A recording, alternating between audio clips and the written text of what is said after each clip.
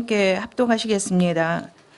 심령이 가난한 자는 복이 있나니 천국이 저희 것이며, 애통하는 자는 복이 있나니 저희가 위로를 받을 것이며, 온유한 자는 복이 있나니 저희가 기업으로 받을 것이며, 의에 줄이고 목마른 자는 복이 있나니 저희가 배부를 것이며, 긍휼히 여기는 자는 복이 있나니 저희가 긍휼히 여김을 받을 것이며, 마음이 청결한 자는 복이 있나니 저희가 하나님을 볼 것이며, 화평케 하는 자는 복이 있나니 저희가 하나님의 아들이라 일컬음을 받을 것이며, 의를 위하여 핍박을 받는 자는 복이 있나니 천국이 저희 것임이라. 나를 인하여 너희를 욕하고 핍박하고 거짓으로 너희를 거스려 모두 악한 말을 할 때에는 너희의 복이 있나니 기뻐하고 즐거워하라. 하늘에서 너희의 상이 큼이라. 너희 전에 있던 선지자들을 이같이 핍박하였느니라. 아멘. 저는 오늘 이 말씀 가지고 팔복에 대한 그 두 번째 이야기를 함께 나누고자 합니다. 원래 오늘 추수감사절이라서 이 감사에 관한 이야기를 그걸 핵심에서 해야 되는데 보통 그렇게 해왔는데, 추수감사절이라 할지라도 이제 우리가 조금 마음을 또 어떤 초점을 좀 달리할 필요가 있겠다 싶어요. 이 추수감사절기를 이게 구약성경에서는 수장절인데, 모든 것을 수확한 그때, 그 시대에는 농경과 목축이 주된 그 산업의 그 핵심이었는데, 지금은 많이 바뀌었잖아요. 그래서 농경사회도 아니고, 그러나 분명히 농사는 짓고 있고, 근데 전체적인 분위기에서 농경사회는 아니죠. 농사도 이제 기계화돼서 소수의 많은 인력이 투입되지 않으면서도 농사 지을 수 있는 거.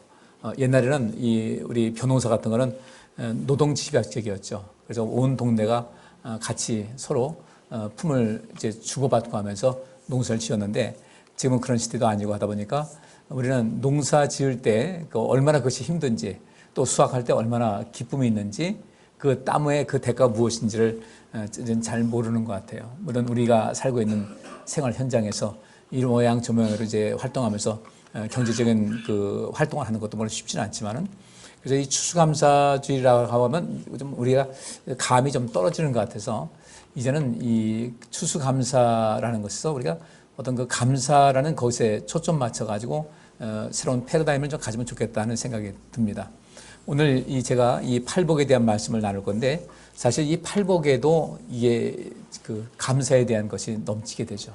팔복이라는 것은 결국 어떤 사람이 그 복을 받는 것인가? 결국 이 감사할 줄 아는 사람, 하나님의 은혜를 알고 하나님의 은혜에서 감사할 줄 아는 사람이 하나님 말씀에 순종하게 되고, 그 순종함을 통해서 우리 모든 것을 복을 받는 것이거든요. 그러니까 추수감사절은 결국 하나님께서 우리에게 먹을 것과 또 일용할 양식과 그다음 외에 여러 가지 풍부한 것을 허락하심에 대한 감사의 그 절기가 되는 것인데, 그래서 우리가 복 주신다는 것이죠. 하나님께서 우리에게 복 주심에 대한 그 감사인데, 그렇다면 이 팔복에 대한 내용도 우리가 제대로만 인식한다면 이 속에서 감사가 자연히 나올 수밖에 없는 것이겠죠. 그래서 오늘 이 팔복 두 번째 이야기를 통해서 감사와 더불어 이것을 같이 이 말씀을 살펴보도록 하겠습니다. 우리 인생을 살아갈 때 어떻게 하면 그 행복하게 살아갈 수 있을까를 그 척도를 보게 되면은, 감사가 넘치는 사람, 이 사람이 정말 인생을 행복하게 살아갈 수 있다, 살아가고 있다, 이렇게 볼 수가 있어요. 감사가 넘친다는 것은 그 안에 은혜를 안다는 거죠. 내가 많은 은혜를 힘입고 있다. 그래서 내가 감사하다. 그러면 내가 참 복 있는 사람이다. 감사한다는 것은 그 마음에 기쁨이 있다는 것이고, 누군가에 대한 은혜를 아는 것이고, 내가 어떤 은혜를 받고 있다는 것을 알게 되면 나는 소중한 사람이라는 것, 나는 참 많이 사랑받고 있는 사람이라는 그 마음이 들기 때문에 행복감이 넘치게 되고요. 그 행복감이 넘치게 되면 우리 사람의 몸은 화학적인 반응이 많이 나타나거든요.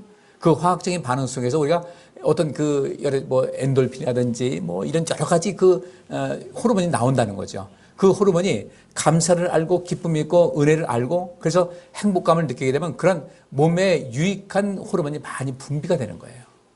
그러니까 우리 더욱더 행복해지는 것이죠.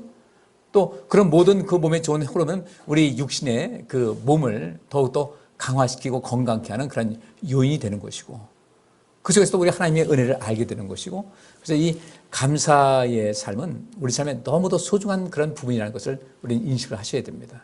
그럼 어떤 변화가 돼야 되겠다 할 때는 이제 그동안 보지 않았던 새로운 부분을 한번 좀 보자는 거죠. 문제 해결을 위해서.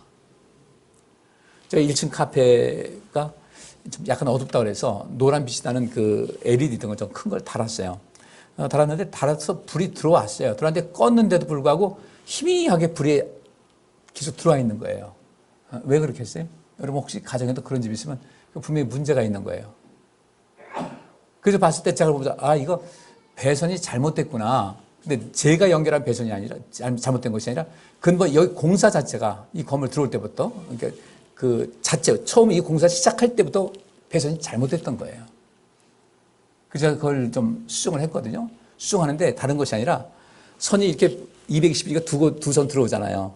하나는 들어오는 선 들어오고 하나는 들어왔다가 흘러 나가야 되잖아요. 그래야 이게 불이 들어오지 않겠습니까?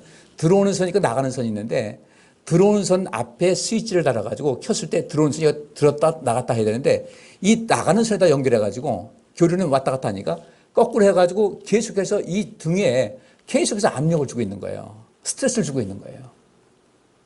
그래가지고 나가보니까 이 바깥에는 한전에 산 것이니까 정상이고 이 안에 들어오는 선이 있는데 그대로 들어와야 되는데 들어오는 선은 나가는 선 연결하고 나가는 선 들어오는 선 연결해가지고 이런 문제가 생겼던 거예요. 그러니까 이거 하나만 바꿔주니까 깨끗하게 문제 해결돼요. 제가 이 말씀 왜 드리냐면요. 인생을 살아가면서 요거 한 스위치만 해주면 돼요. 바꿔만 주면 되는데 그냥 굳이 이 드론 정상적인 그런 선을 방식으로 해가지고 인생을 살아가면 좋은데 이거 거꾸로 연결됐어요. 거꾸로 연결된 것이 무엇일까? 여러 가지 양육의 방식이 있어서 그런다든지 인생을 살아가면서 어떤 트라우마라든지 어떤 여러 가지 이유에 의해서 내 사고방식이 약간 꼬였단 말이죠. 꼬여가지고 선이 잘못 연결됐어요. 근데 지금 보면 이 요즘 새로 짓는 아파트는 전부 이 전기 기술자들이 그 매뉴얼에 의해서 전부 다 하니까 별 문제가 없는데 옛날에 지어진 건물, 우리 이 건물도 꽤 됐잖아요. 이 건물 공사한 사람이 제대로 된 전기 상식을 갖고 있는 사람이 아니라 그냥 어디든 연결하니까 우리 콘센트 같은 건 바꿔내도 문제는 없어요. 근데 이 등 들어오는 건 다르다는 거죠. 근데 이런 것도 없이 그냥 무조건 불이 들어오니까 공사를 그렇게 하고서 됐다라고 한 거예요. 이게 잘못되면 어떻게 되는가? 감전 위험이 있단 말이죠. 분명히 들어오는 선은 들어오는 선도 해야 되는데 이게 들어오는 선이고 이게 나가는 선이라냐 하고서 그냥 쉽게 생각했다가 거꾸로 연결돼가지고 감전되는 경우도 있고 우리의 인생 방식이 혹시 이렇게 엇나간 거 아닌가를 좀 생각을 해보셔야 돼요. 우리 주님께서 우리에게 말씀하십니다. 이 길 가라고 그러시는 거예요. 이 길 가면 생명의 길이다. 이 길 가면 멸망의 길이다. 아니 뭐 이 길 가나 저 길 가나 길은 뭐 우리 그러잖아요. 이리 가나 저리 가나 뭐로 가도 서울만 가면 된대. 이건 좀 맞지 않는 이야기예요. 물론 우리나라 국도가 좋으니까 여행 한번 한다 할 때 고속도로 가지 않고 그냥 국도로 가게 되면 좀 이렇게 속도 좀 느리게 갈 수 있고 경치도 볼 수 있으니까 좋긴 좋습니다. 그런 목적이 아니면 달리 해야 되거든요. 우리의 가는 길은 어떤 길을 가고 있는지를 좀 잘 보셔야 돼요. 내가 정로를 가고 있는가 아니면 잘못된 길을 가고 있는가를 보셔야 됩니다. 하나님께 감사하시면요.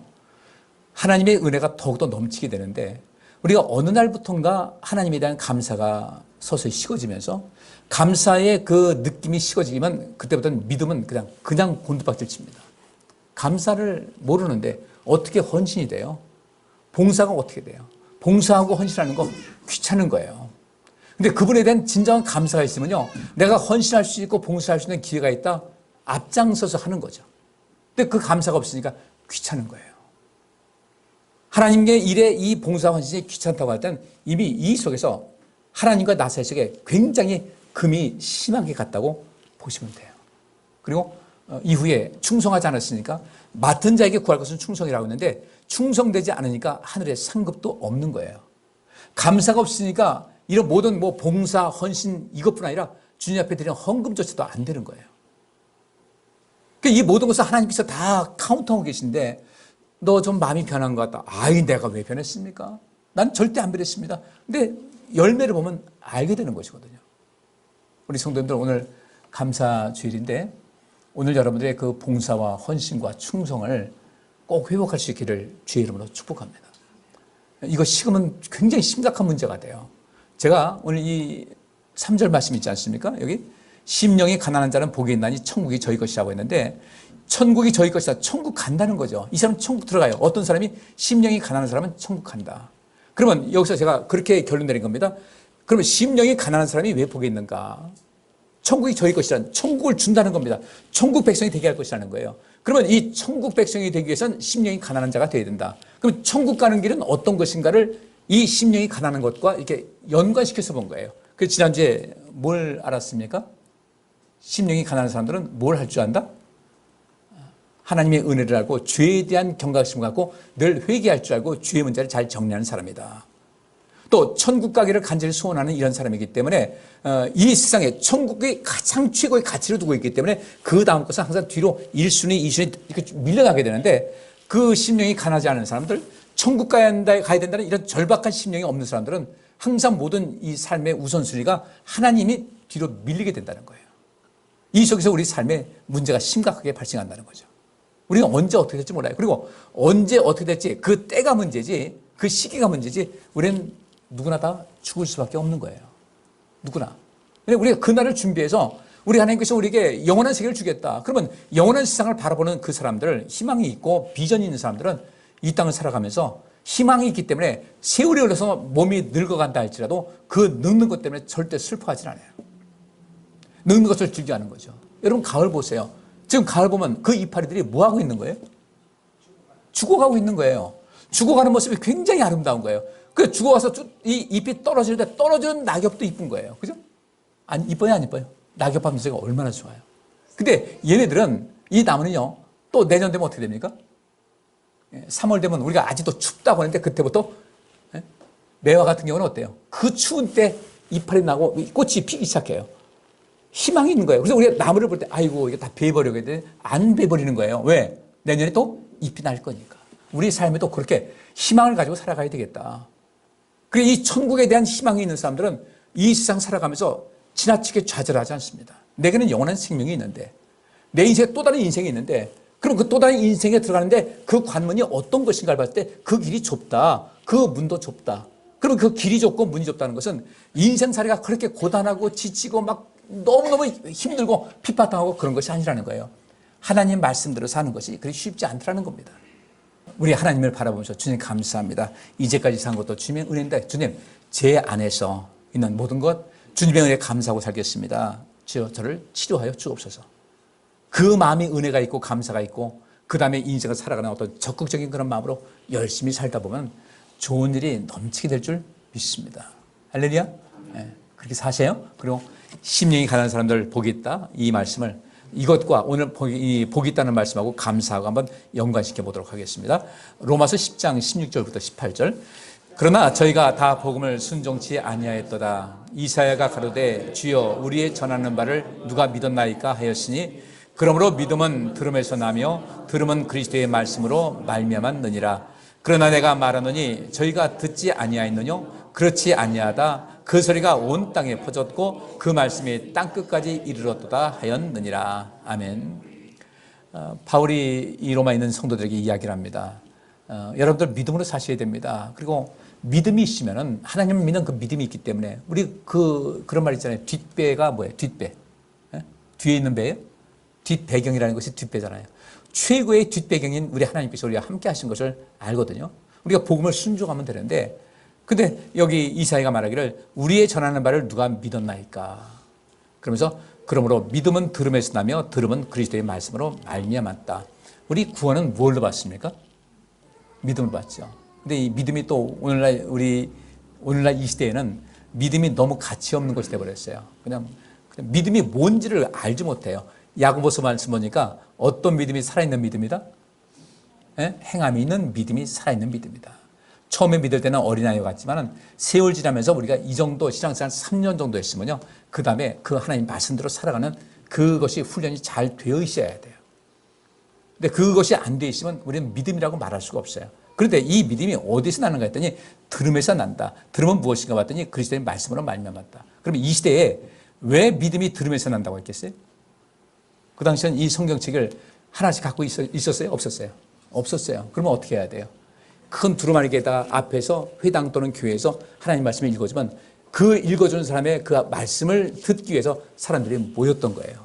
모여가지고 그 말씀을 열심히 듣습니다. 그 들으면서 우리 믿음이 생기는 것인데 그러면 여기서 그러므로 믿음은 들으면서 난다고 할 때 이제 이 시대는 이 뭘로 들어야 돼요? 예? 귀로도 들어야 되고 또 눈으로도 들어야 되죠. 왜? 집마다 성경책 가득하잖아요. 번역본도 많고. 이것을 들음을 통해서 믿음이 생긴다. 이 믿음이 우리의 삶의 영생을 얻을 수 있게 된다. 따라서 심령이 가난한 사람들은 하나님의 말씀에 대한 간절한 그 기대감 또는 하나님 말씀을 사모하는 그런 마음이 있는 겁니다. 하나님 말씀을 더 듣고 싶은 거예요. 여러분들 이 시대에도 우리가 집에서 성경 읽는 거 그렇게 쉽지 않은 걸 알고 있어요. 뭐 읽는다 안 읽는다 이건 뭐 둘째치고 저는 이 말씀을 연구해서 여러분에게 이 말씀을 증거하지 않습니까? 저도 연구하면서 모를 때가 많은데 제가 성경을 다 알지 못해요. 그래서 매번 보면서 또 연구하고 또 배우고 그렇게 하고 있는데 그러면서 우리 성도들에게 말씀을 전해드리는 것이거든요. 그렇지 않고 이것을 그냥 읽는다고 할 때 여러분들 심령이 가난한 사람은 복이 있나니 천국이 저희 것이라고 할 때 그냥 읽으면 됐지. 만약에 지난주 오늘 이렇게 모든 것을 가르쳐 주지 않았으면 심령이 가난한 것이 무엇인지를 다 이해하기가 어려울 것이라는 거죠. 그래서 우리가 말 들으셔야 돼요. 말씀 가까이 하시고 우리가 천국이 나의 것이 되려면 하나님 말씀을 늘 가까이 하셔야 됩니다. 이 말씀을 듣고 보면서 우리의 믿음이 자라게 되는 거예요. 얼마나 의리스러워요, 이 말씀이요. 근데 이 말씀 멀리한다? 안 되는 거죠. 그래서 제가 여러분들에게 예배 드리는 것을 힘을 다하라고 말씀드리는 이유가 거기 있는 거예요. 말씀을 이게 제대로 해석해서 듣지 못하게 되면 우리가 이 말씀이 뭔 뜻인지 모르는 경우가 굉장히 많이 있다는 거죠. 저는 신학교를 2번 나왔어요. 일반 신학교 나오고 대학원 신학교 나오고 박사과정 하면서 했는데 그런데도 불구하고 이 성경이 모르는 것이 얼마나 많은지 몰라요. 그래서 매번 연구하는 겁니다. 이 말씀 들어야 되죠. 말씀 많이 들으시면서 여러분들의 복된 삶을 누리시고 그 말씀을 들으면 통해서 우리 믿음이 생겨서 천국 가는 것인데 하나님 말씀을 사모할 줄 아는 하나님 말씀에 늘 고픈 우리 성도님들 될 수 있기를 주의 이름으로 축복합니다. 근데 여기 18절 말씀 보니까 그러나 내가 말하노니 저희가 듣지 아니하느냐? 그렇지 아니하다는 거예요.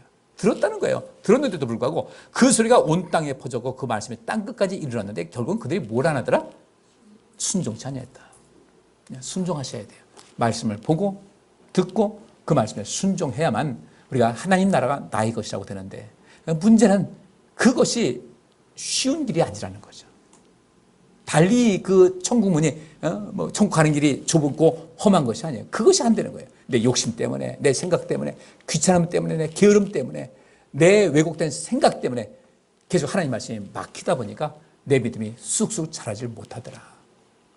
우리 성도님들 믿음이 쭉 자라서 천국이 여러분의 것이 될 수 있기를 주의 이름으로 축복합니다.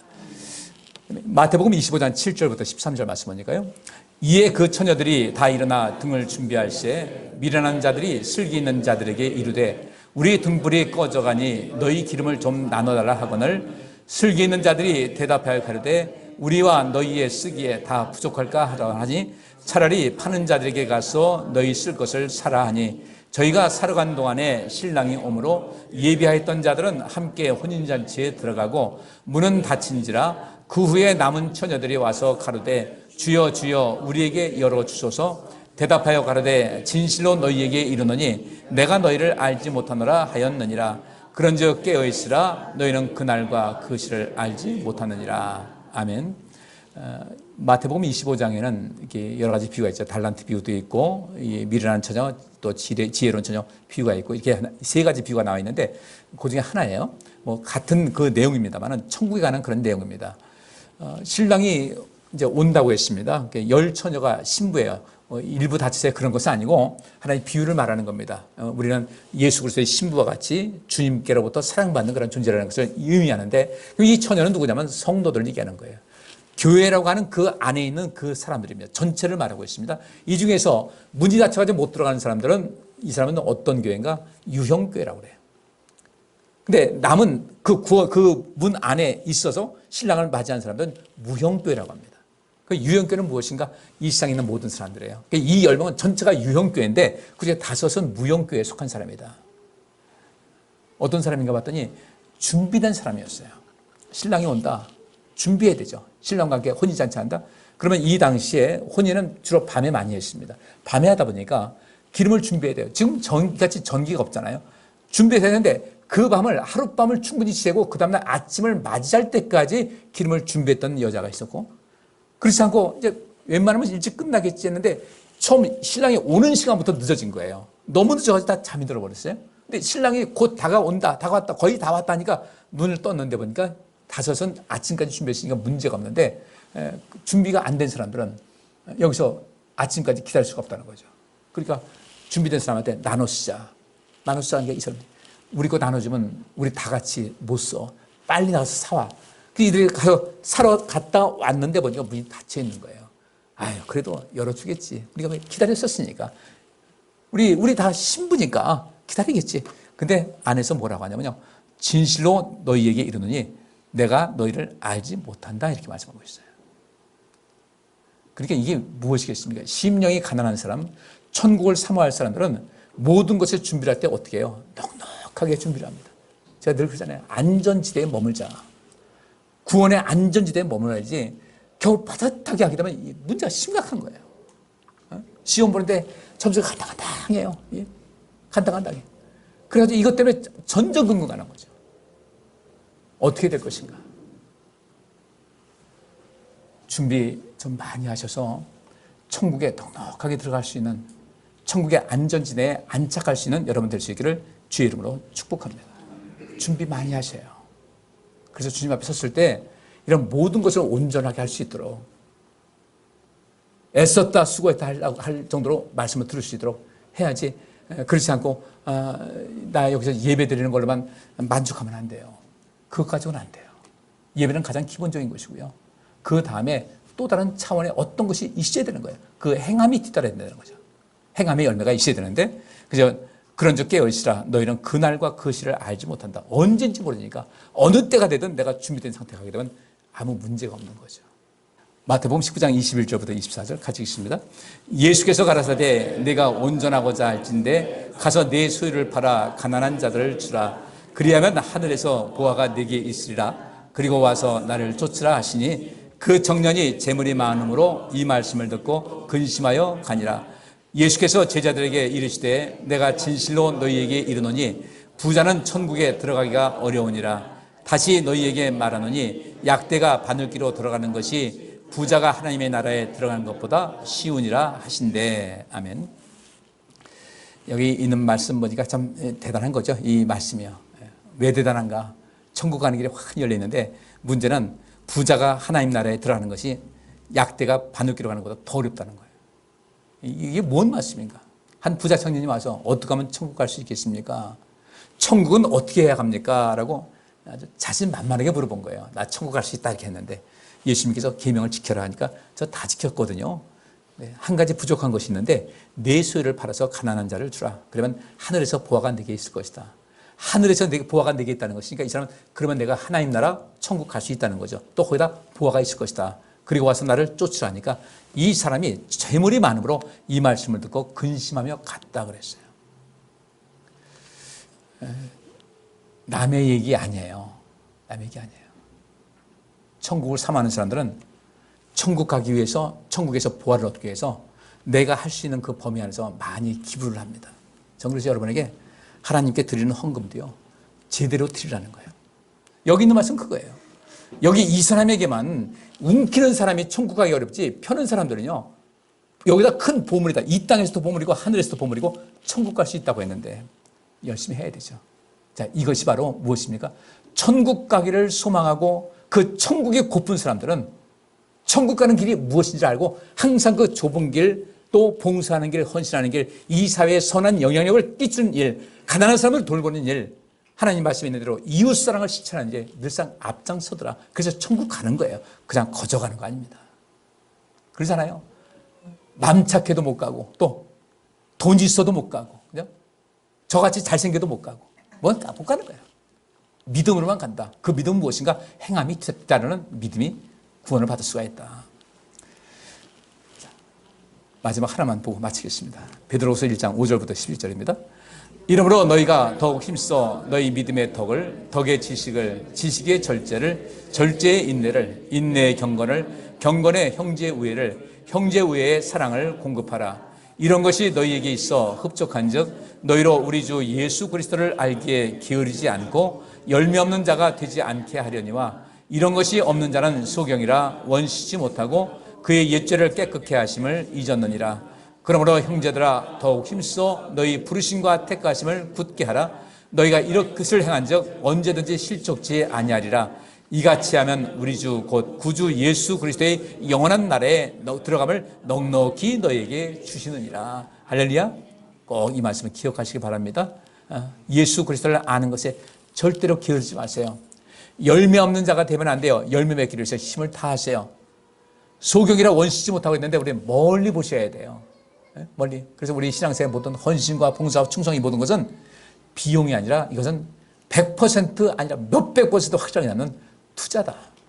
이 투자를 해서 천국이 여러분의 것이 되는 확실성을 가지시기를 주의 이름으로 축복합니다.